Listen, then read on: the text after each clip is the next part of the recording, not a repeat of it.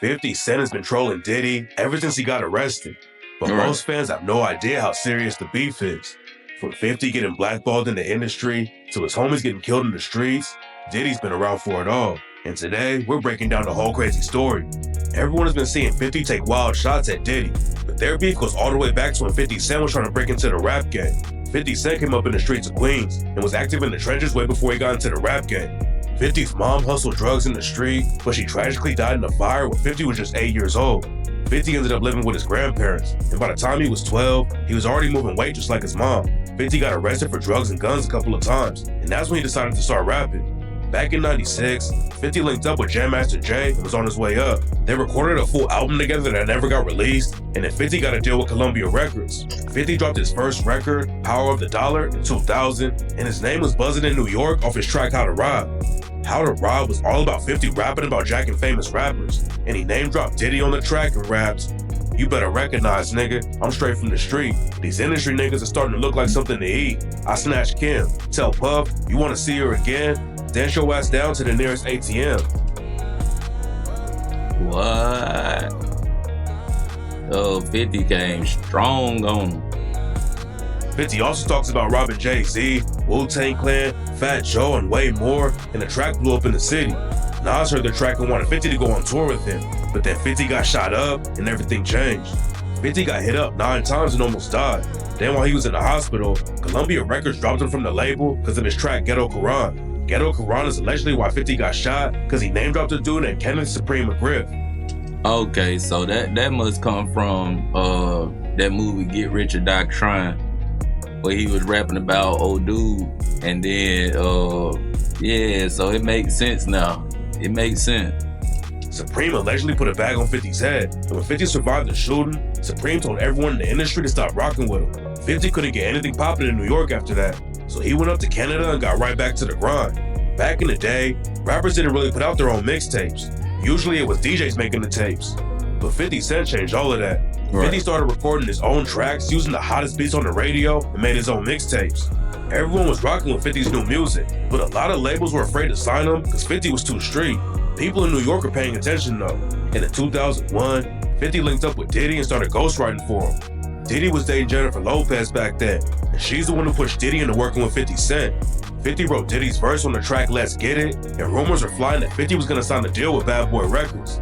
But according to 50's homie Tony Yayo, Diddy didn't want to make the deal because of 50's drama with Supreme.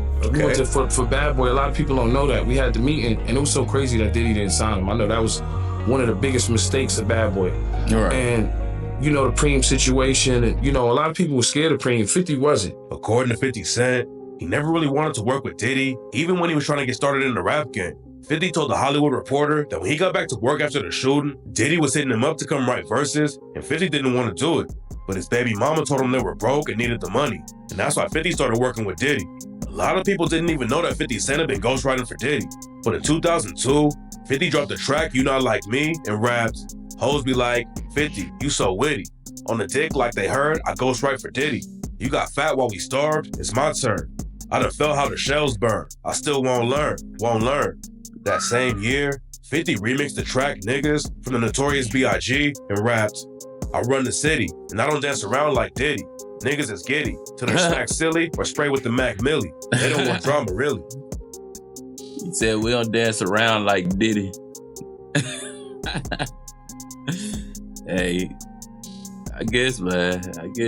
50 was taking little shots, but it wasn't real beef yet. And in 2003, 50 won Best Rap Video at the MTV Music Awards for In the Club.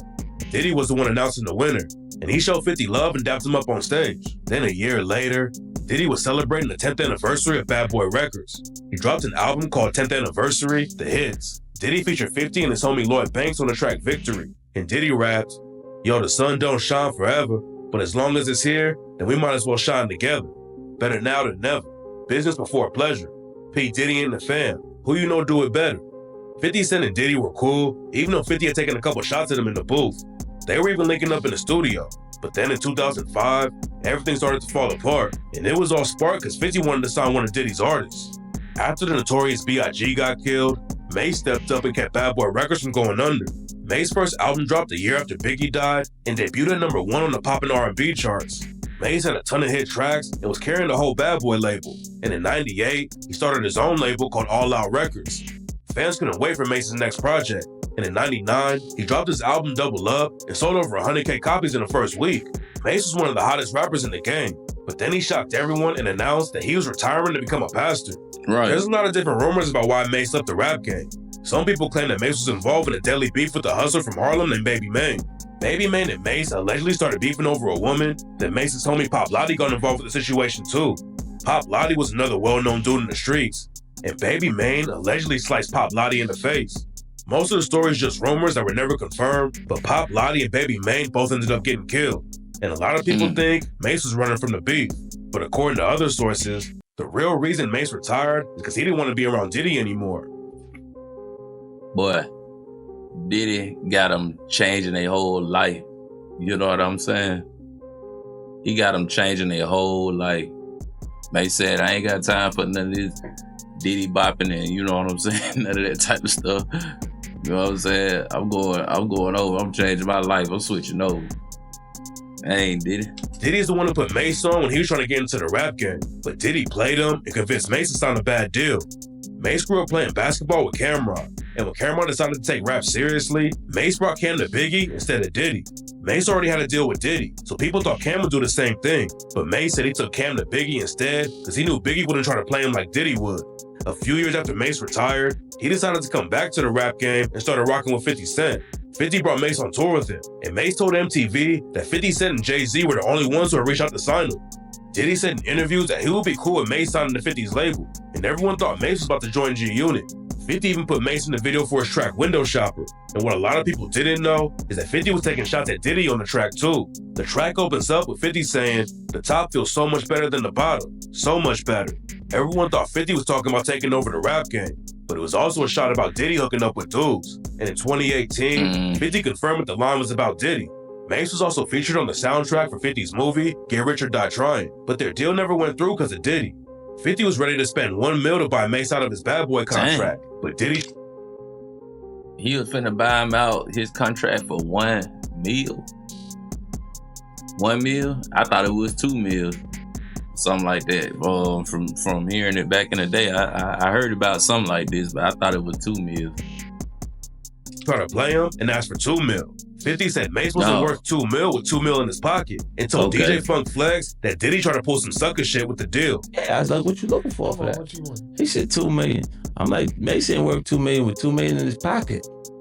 Is you crazy? It was clear that Diddy was just trying to play 50 because Jimmy Iovine even offered to let 50 and Diddy keep all the profits from Mace's next project. 50 Cent was under Jimmy Iovine's label, Interscope Records. And usually Interscope would take a lot of money from anyone on 50's label. But Jimmy Iovine knew that 50 wanted the deal with Diddy to work.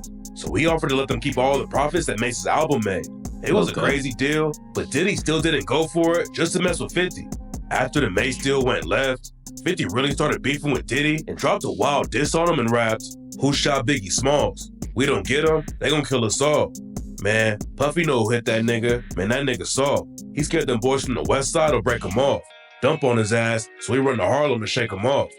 Everyone knows about Diddy's freak-offs now, but 50 was dissing Diddy over his parties all the way back in 2006. And at the end of the Diddy diss track, he said, "Oh, I guess I won't be invited to the white parties in the Hamptons. I don't give a fuck. I don't want to hang out with your punk ass no way." Dang. 50 aired Diddy out over the... Dang. Was it that serious, 50? Was it that serious? Mace situation and said, "Give me motherfucking run around this nigga Mace. Now you wanna play games? Don't wanna make the deal, nigga? Man, I'll fuck your shit up, nigga." 50 had spent a lot of money dragging Mace around while he was trying to make a deal with Diddy. And 50 said, "Now you go on and send me $50,000 for this nigga travel fees, you know, airfare, hotel space, for that last tour, nigga, or I'll really service your ass, nigga." 50 also sent a shot at Diddy that nobody caught for years. At the end of the track, 50 said, "Alright, I see what you're trying to do, but I don't know why you're doing what you're trying to do. Why you want to make me tell everybody what Misa told me?" Misa Hilton is a stylist and fashion designer who worked with artists on Bad Boy Records like Lil' Kim. She dated Diddy back when he was still an intern at Uptown Records, and that's how she got started in the industry. Misa Hilton and Diddy were on and off again while he was taking over the industry, and according to Diddy's ex-bodyguard, Gene Deal, Diddy beat Misa so bad that she had to crawl under a car just to get away from him. He beat that woman till she was crawling up under a car, man. no matter how small she was. She was crawling up under the car, man. Most people had no idea what Diddy was doing to Misa. But after a video came out showing Diddy putting hands on Cassie Ventura, Misa hopped on Instagram and said that scene. So Diddy got a obsession with putting his hands on a woman. That's what it looked like to me. Somebody need to get hold of that boy, knock that boy out. Real talk. No, Diddy, he ain't doing it like that, is you? And the video triggered her own trauma. It's not clear how 50 knew it was going down, but he was already threatening to expose Diddy way back in the day. At that point, it looked like 50 already hated Diddy, but a year later, the whole rap game was shocked because 50 and Diddy performed at Madison Square Garden together. T.I. was hosting Screamfest at the Garden, and he was able to get Kanye, 50, Diddy, and Jay-Z all on stage at the same time. At one point during the show, Diddy tried to put his arm around 50, and you can tell that 50 didn't want Diddy touching him like that. But that same year, 50 also featured Diddy and Jay-Z on a remix for his track, I Get Money. 50 had just made $100 million off of vitamin water after Coca-Cola bought the company out. And with all the money he made from music too, 50 was one of the richest dudes in the rap game. I mean, I think sometimes, you know, when you focus on the money, you know what I'm saying, you try to let certain things go. And I think that's what that is. You feel me? Like, I feel like that's why 50, you know what I'm saying, was able to try to work something out with, you know what I'm saying, Diddy, because 50 was about that money. But you know, Diddy got something else. Diddy about something else, you feel me? Nobody was making more cash than 50, Jay-Z, and Diddy at the time. All three of them are featured in Forbes, so they all linked up to flex on the track. Fans were shocked that 50, Jay, and Diddy were all on the same track. But in 2024, Broadway All Day hopped on Reddit and explained how it went down. Broadway All Day is a director who made the video for the original version of I Get Money. According to Broadway, 50's manager, Chris Lighty, was working on some huge deals behind the scenes that involved 50, Jay-Z, and Diddy. 50 agreed to put Jay-Z and Diddy on the track, even though there was some drama, but the business deals never worked out.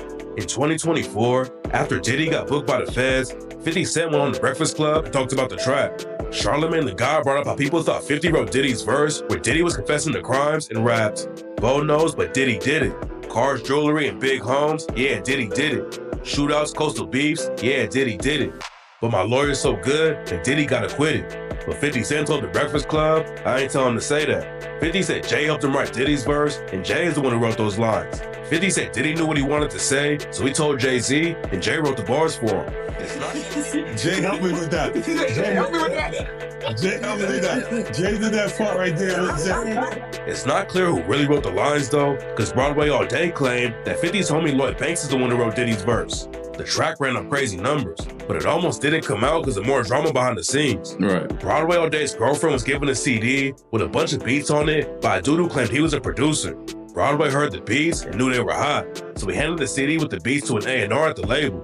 It turned out that the dude who gave the CD to Broadway's girlfriend didn't actually make any of the beats though. But by the time Broadway found out, 50 had already made the track and was gonna shoot the video in a week. They couldn't use a beat without finding the real producer and paying them for it though, and the track almost fell apart. Broadway knew his career was gonna be over if that happened, so he tracked down the real producer and signed him to the label just in time for the video shoot. When 50 had Diddy on the I Get Money remix, it looked like everything was cool between them. And in 2008, 50 Cent crashed an interview Diddy was having with MTV so he could promote his own show. 50 and Diddy were joking around with each other during the interview and said they were friends. But it was clear that there was still some tension they weren't talking about. It took some more time before the beef really popped off, but Diddy was about to give 50 another reason to hate him. In 2008, Rick Ross was just getting started in the rap game. Ross got invited to the BET Awards that year and said that he saw 50 Cent at the awards and he didn't like how 50 looked at him. 50 claimed that he doesn't even remember Ross being at the show, but that night sparked a wild beef that's still going on today. Rick Ross took shots at 50 on the track Mafia Music and raps, "I love to pay your bills, can't wait to pay your rent. Curtis Jackson, baby mama, I ain't asking for a cent. Burn the house down, you gotta buy another. Don't forget the gas can, jealous stupid motherfucker." At the time, 50 was fighting his baby mama, Shanika Tompkins, to get custody of their son Marquise. The house where Shanika was living ended up burning down, and she accused 50 of paying some goons to start the fire. You didn't think so? Yes, I know so. Why do you say that? He threatened me on Monday. He did. He threatened me. Look, watch what I'll do. I have someone come kill you. He threatened me. Someone threw something through the window. Come to take you out versus, you know what I'm saying, doing what was done. I don't know, man. I don't think 50 would want to risk, you know what I'm saying, all that he accomplished, you know what I'm saying, to do something like that. You know what I mean? But I don't know, man. I know if I had that 50 money, I wouldn't be wasting my time with nothing that got to do with drama. And the house just ignited. Couldn't even make it downstairs. We had to jump out the window. Do you think he hired someone to do it? Yes, of course. I know he's too much of a coward to do anything himself. After Ross took a shot at 50 over the situation, 50 told Ross straight up that he was going to ruin his life just for fun. I'm deciding to fuck your life up. Rick, I'm gonna fuck your life up. For fun. And that's when 50 started doing everything he could to destroy Rick Ross's career. 50 exposed Ross for working as a corrections officer in Florida before he got into the rap game and started dropping bars about being a drug lord. When the photos of Ross working as a CEO came out, Ross tried to claim it was cap and told all hip-hop that hackers put his face on other people's photos. Everyone knew Ross was lying about the situation though, and 50 made it even worse when he dropped the track Officer Ricky and rapped, "Fat fuck playing Wii Fit Nintendo.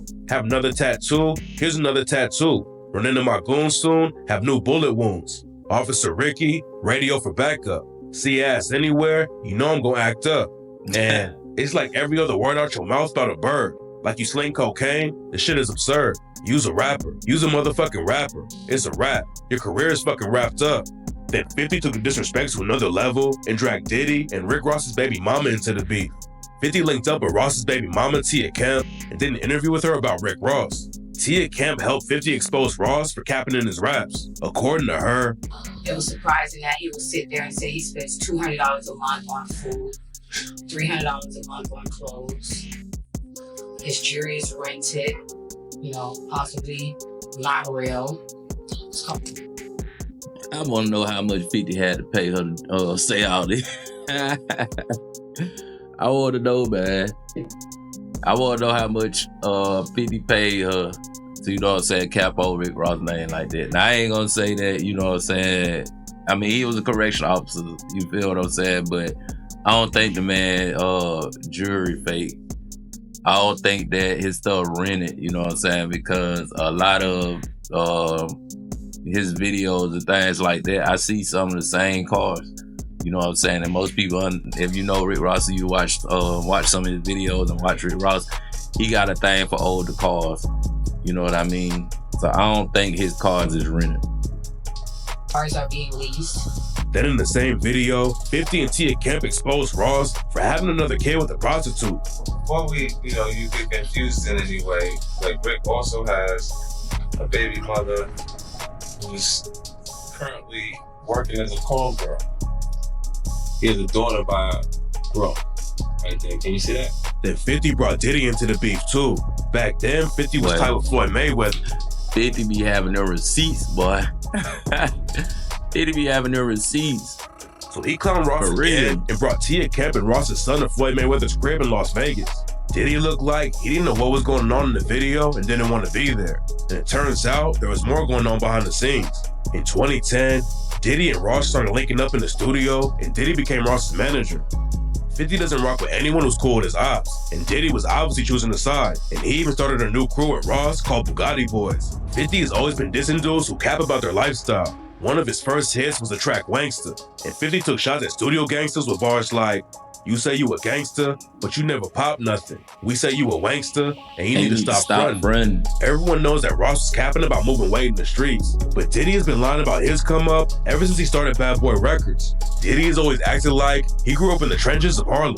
Diddy's dad was affiliated with a serious drug lord named Frank Lucas, and a lot of people thought Diddy had street ties too. But Diddy actually grew up in a rich area of New York called Mount Vernon. Diddy wasn't hustling in the streets when he was a kid like 50, because Diddy was going to a private school, playing football, and serving as an altar boy. Then after he graduated from the private school, Diddy went to Howard University and majored in business. Diddy and Rick Ross were both capping about their lifestyles, and 50 had major issues with both of them. So after Diddy and Ross started rocking with each other, 50 turned up the heat and took more shots at Diddy. In 2010, 50 did a radio interview and called Diddy a bloodsucker and said his music sucks. 50 dissed Rick Ross in the interview too, and said that Diddy should stop comparing Ross to Biggie Smalls. Diddy didn't respond directly to the interview, but he clapped back at 50 when he named his new crew the Supreme Team. Kenneth Supreme McGriff is the dude who tried to get 50 killed back in the day, and McGriff's gang was called the Supreme Team. Diddy was obviously taking shots at 50, so 50 aired Diddy out again in another interview. 50 said that Diddy isn't an artist because he doesn't make his own music. You know what's interesting? He's not an artist. He is the album man. Yeah, but he's not an artist. See, an artist would be someone who actually wrote something maybe on the record. Diddy responded during his speech at the BET Awards. He said, an artist is somebody who actually had to write something on the record. That's crazy. So that's how 50 think. If you ain't write your own rap, you ain't no artist, man. Show and said, haters for suckers. If you hating, you a sucker, and you're ashy, and your breath stink. And you know who I'm talking to, you hating ass crab. 50's biggest issues with Diddy weren't getting aired out yet, but in 2010, 50 dissed Diddy for using the Notorious B.I.G.'s name for money. Diddy and Jay Electronica linked up for the track that goes to Christopher Wallace. And 50 started a petition on Twitter to make Diddy stop using Biggie's name. 50 also talks about Diddy's speech at the BET Awards and called him a bitch. To describe Puffy in one word is see, you know how Ugly always got like pretty friends? Yeah, I know what you mean. He built his group. He want to be the hot in the group. He'll make sure he getting all the attention. That wasn't the end of the story though.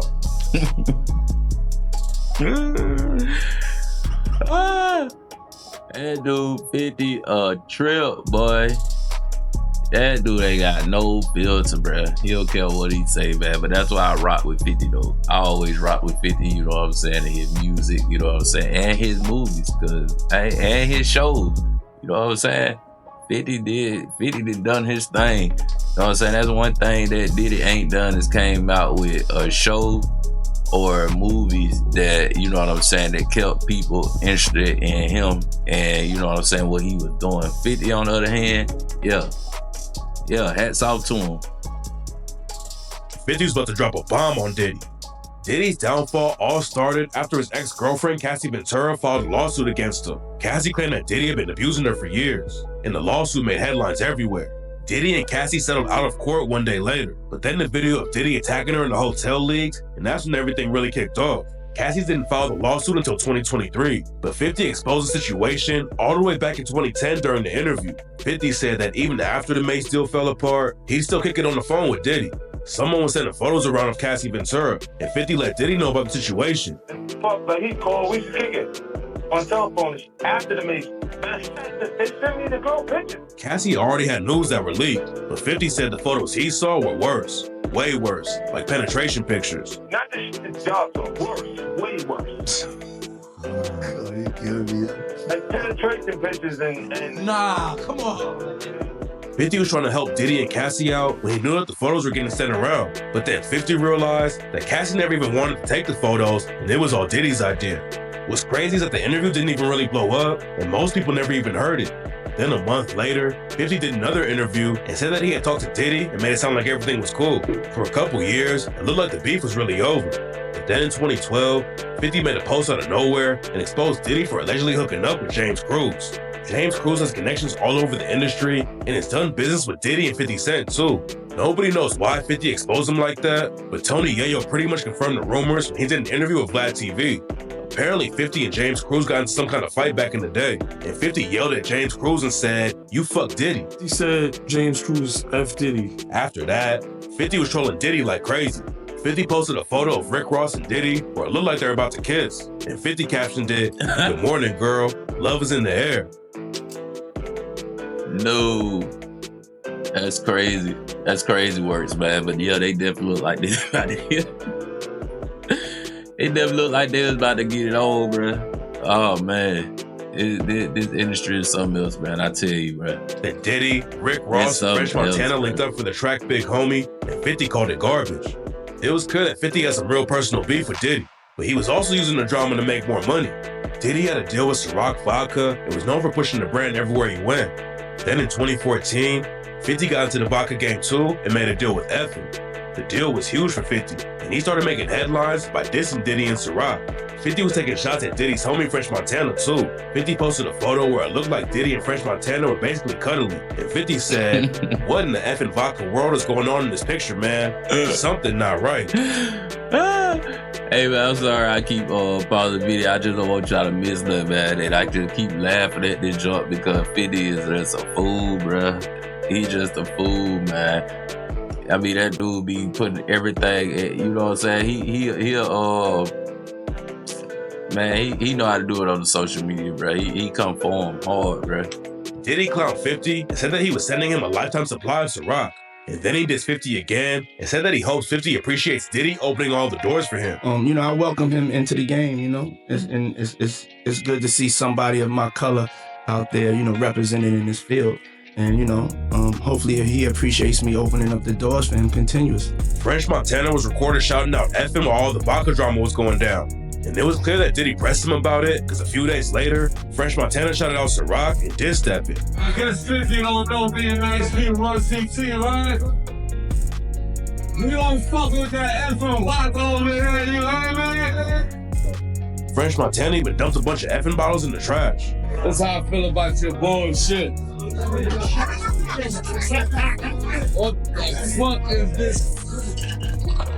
And then 50 claimed that Diddy assaulted French Montana just like he did James Cruz. Yo, I just seen a clip of French Montana throwing bottles of effing in the dumps. Puffy called him like, you said you fucking like this shit. You fucking bitch, you want your record out, don't you? You fucking dummy. You fucking playing. They fucking putting us out of business, you fucking asshole. You better do something. The beef about the vodka kept on going. But 2018 is when everything really started popping off. Diddy went on Drink Champs and was acting weird the whole time.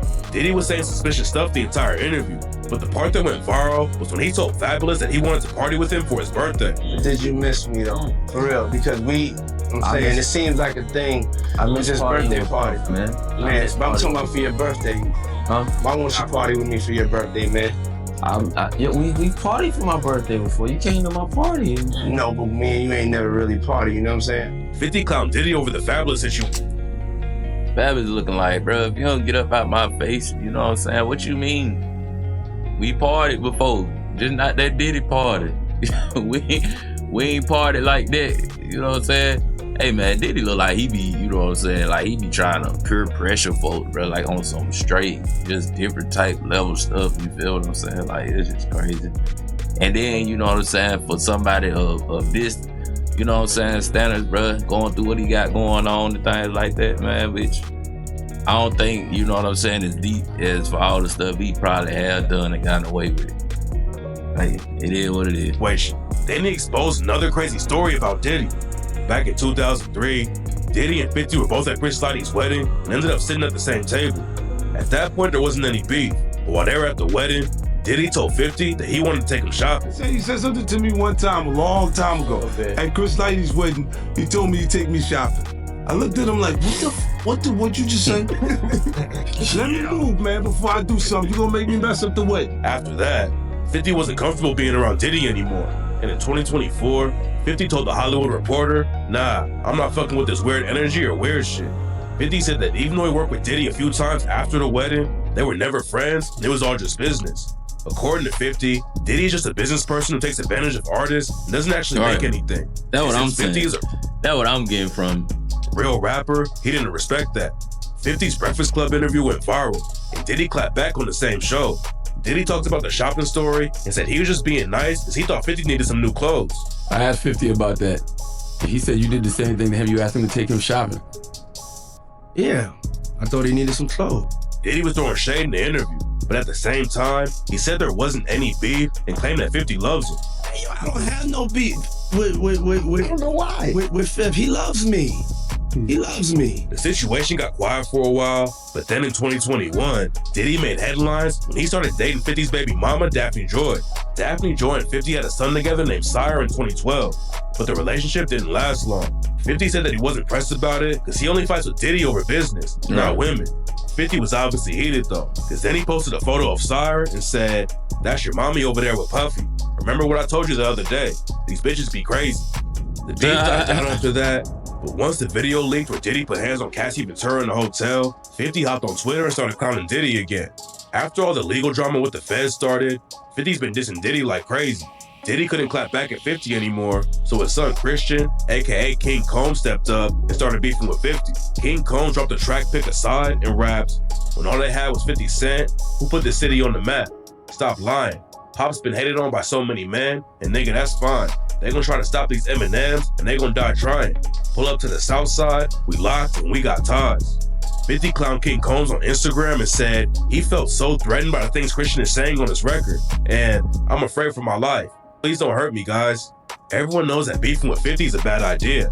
And after King Combs dissed him, 50 brought up a lawsuit that claimed King Combs sexually assaulted a woman named Grace O'Marque. King Combs, Diddy, and some other people were on a yacht back in 2022, and Grace O'Marque was working on the boat.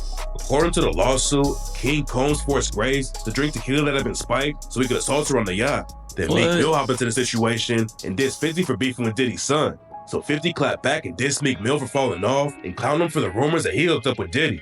Meek Mill got dragged into the situation after a dude named Lil Rod sued Diddy too. In Lil Rod's lawsuit, he said that Diddy was hooking up with a Philadelphia rapper who dated Nicki Minaj.